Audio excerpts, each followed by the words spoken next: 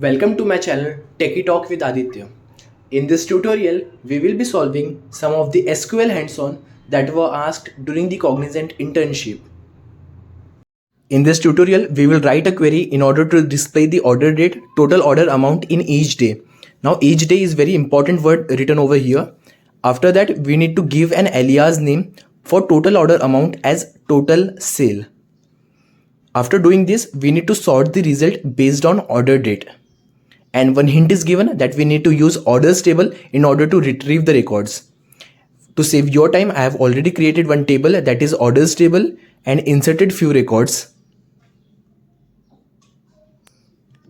Now without wasting time, let's quickly write the main query. So let's first check what we have in our database, and I will use select star from orders table.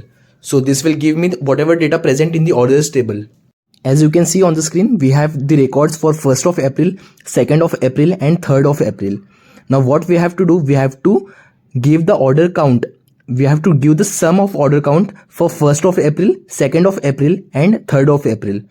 As you can see, for the 3rd of April, we have the records like 22 and 78. So the total is 100 rupees. This is exactly what we have to display using the query.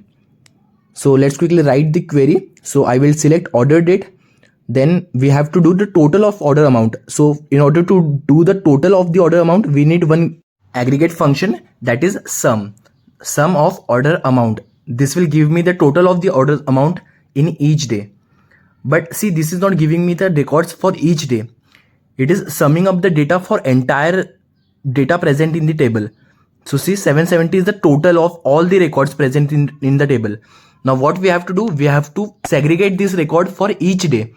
So for this purpose, we need to use one keyword, that is group by. Now what group by will do, group by will segregate this function. So see, for 1st of April, we have 420 records. For 2nd of April, we have 250 records and many more things. Now after this, what we have to do, we have to give the alias name. So I will use as keyword over here and then total sale. So see, this is giving me the column name as total sale, and this is the query that we are actually looking for.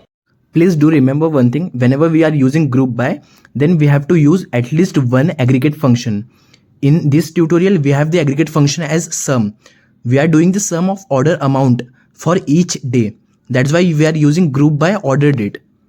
Now I can use over here this, that is count, which is also an aggregate function. So this is giving me the count of 1st April, 2nd April and 3rd April. So AVG will give the average of order amount for each day and like that.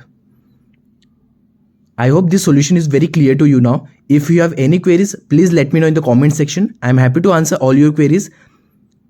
I will catch you in the next video. Till then, happy learning.